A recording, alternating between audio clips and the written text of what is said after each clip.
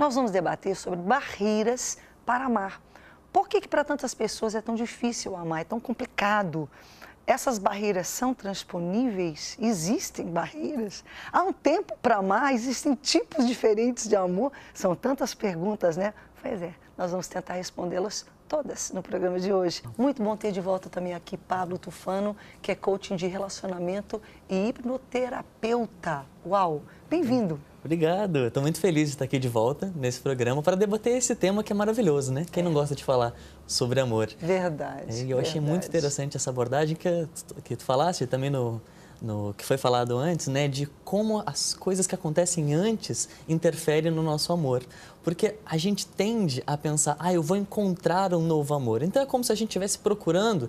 E aí é como uma loteria, eu vou achar. É como se tudo tivesse jogado no futuro. Exato. E, na verdade, a gente vem puxando toda uma situação com a gente. Exato, a gente tem que pensar mais em construir nós mesmos para nos prepararmos para o amor do que ficar apenas procurando.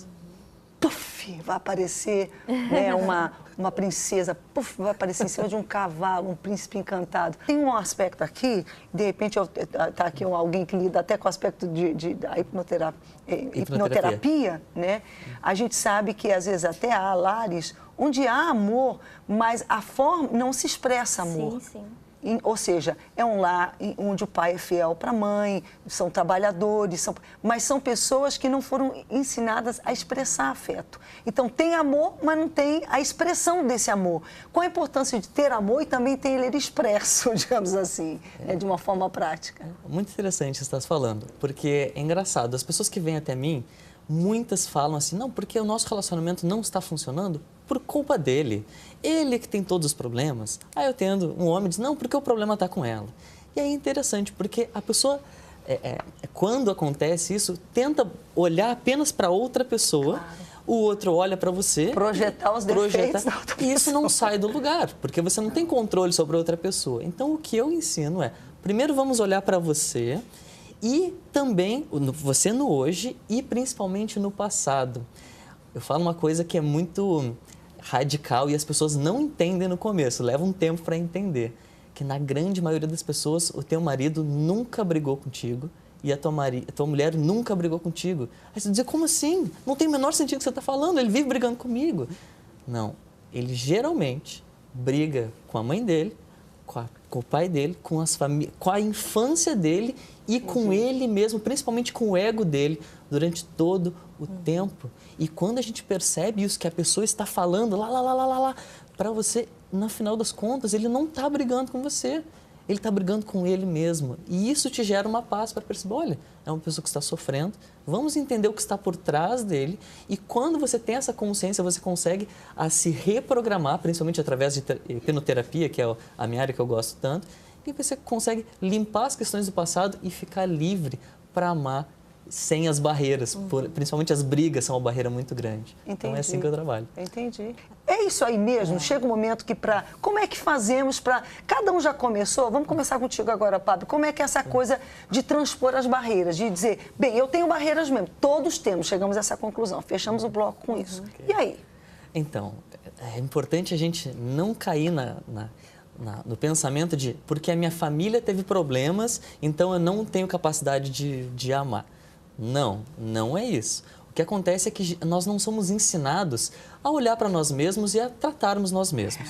Então, hoje, com os procedimentos que existem, é capaz de nós nos limparmos completamente de todos os traumas do passado e nos abrirmos para amar. Então, como tu bem falastes, nós agora temos a capacidade de ser protagonistas, não ficar mais buscando amores aleatoriamente, nos construirmos e sermos capazes de dizer, olha, eu vou me preparar para amar, quando chegar a pessoa certa, eu vou estar preparado e está tudo bem.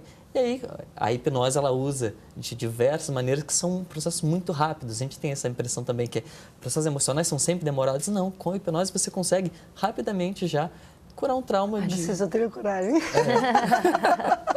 Eu tô sendo... Você tinha falado que tinha a dica infalível para o perdão. Eu tenho uma técnica infalível para perdoar. Porque eu fiquei presente que eu conheço pessoas muito pobres e pessoas muito ricas. E a coisa que todos eles falam é dificuldade em perdoar. Impressionante. Então, Pensa o seguinte, pensa nas vezes que você foi magoado. Então é como se passasse um filme na tua cabeça. E esse filme já passou milhares de vezes na tua cabeça. Eu devia ter dito isso, eu devia ter feito aquilo. Exato. E é um filme que tu conhece o começo, conhece o meio, conhece o fim, e aquilo repete.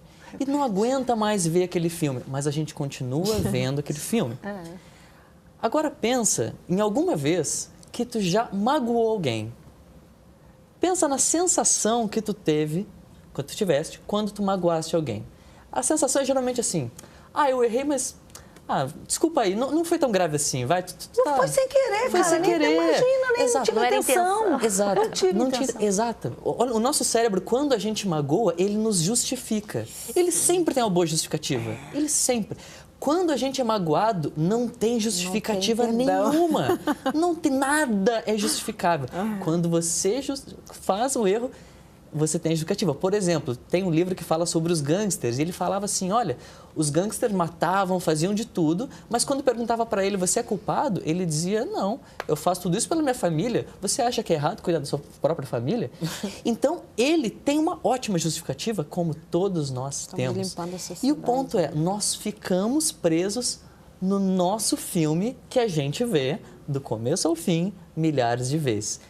Bom, eu já dei a dica, qual é a técnica infalível? A dica é você, por um momento, se permitir abrir mão do seu filme, do seu ponto de vista. Para ver o filme da outra pessoa. Exato. Experimentar sem o seu ponto de vista, olhar o ponto de vista do outro. Perceber que a outra pessoa também tem os seus problemas, que teve coisas que fizeram ela fazer e ver que você também... E sabe o que é interessante? Nesse sentido, obrigada a vocês. Tufano, muito obrigada, doutor, pela presença também no programa com a gente. Eu que agradeço. Estou aqui pela segunda vez, muito feliz Legal. de falar desse tema que eu adoro, né? Quem não gosta de falar de amor? E se eu pudesse falar uma dica, seria escutar os teus pensamentos. Então, tu estavas falando sobre a diferença dos homens para as mulheres, né? Às vezes o homem está muito calado, então a mulher pensa que ele não me ama, ou então o homem fala demais, mas ele não me escuta.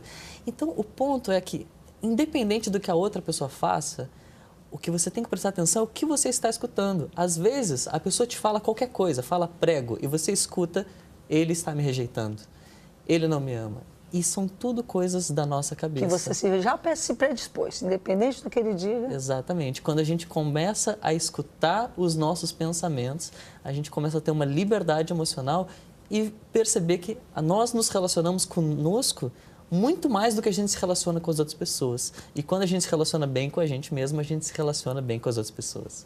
É assim que funciona.